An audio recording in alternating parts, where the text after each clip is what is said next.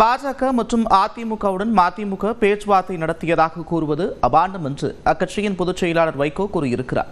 சென்னை ஆழ்வார்பேட்டையில் உள்ள இல்லத்தில் முதலமைச்சர் மு.க.ஸ்டாலினை மதிமுக பொதுச் செயலாளர் வைகோ மற்றும் துரை வைகோ நேரில் சந்தித்து நலம் விசாரித்தனர். பின்னர் செய்தியாளர்களை சந்தித்த வைகோ எந்த சூழ்நிலையிலும் தான் பாஜகவோடு கூட்டணி வைக்க மாட்டேன் என்று உறுதிபட தெரிவித்தார்.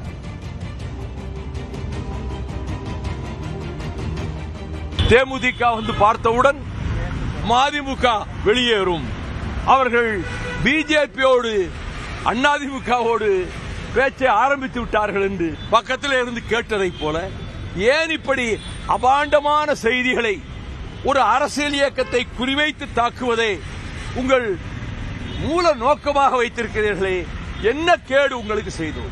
எந்த சூழ்நிலையிலும் எந்த காரணத்தை கொண்டும் இந்துத்துவ சக்திகளோடோ RSS பின்னணியில் இயங்குகின்ற பாரதிய ஜனதா கட்சியோடோ மறுமலர்ச்சி திராவிட முன்னேற்ற கழகம் இம்மி அளவும் உடன்பாடோ தொடர்போ வைத்துக் கொள்ளாது.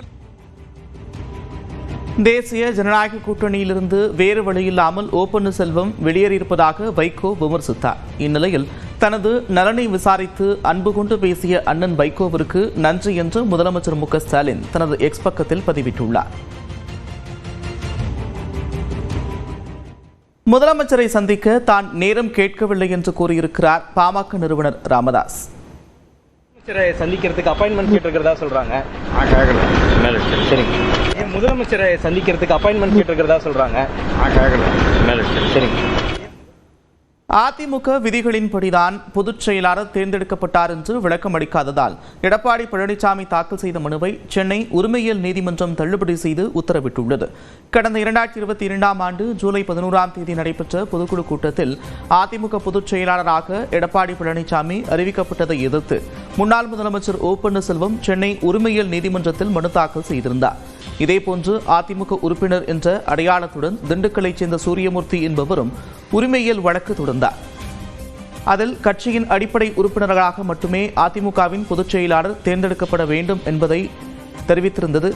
இந்நிலையில் சூரியமூர்த்தி வழக்கை விசாரிக்க கோரி எடப்பாடி பழனிசாமி தரப்பில் தாக்கல் செய்த மனுவில் அவர் அதிமுக உறுப்பினரே அல்ல என்றும் உறுப்பினராக இல்லாத ஒருவர் கட்சி செயல்பாடு குறித்து கேள்வி எழுப்ப முடியாது என்றும் தெரிவிக்கப்பட்டிருந்தது. இந்த வழக்கை விசாரித்த 4வது உதவி உரிமையியல் நீதிமன்ற நீதிபதி சிவசக்திவேல் கண்ணன் கட்சி விதிகளின் அடிப்படை உறுப்பினர்களாகத்தான் பொதுச் செயலாளர் தேர்ந்தெடுக்கப்பட வேண்டும் என்று கூறினார். எனவே எடப்பாடி பழனிசாமி தரப்பில் தாக்கல் செய்த மனுவில் கட்சி விதிகளின்படிதான் பொதுச் செயலாளர் தேர்வு செய்யப்பட்டார் என்று குறிப்பிடாததால் சூரியமூர்த்தி தாக்கல் செய்த வழக்கு விசாரணைக்கு உரியது என்று நீதிபதி தெரிவித்தார். மேலும் எடப்பாடி பழனிசாமி தாக்கல் செய்த மனுவை தள்ளுபடி செய்து உத்தரவிட்டனர்.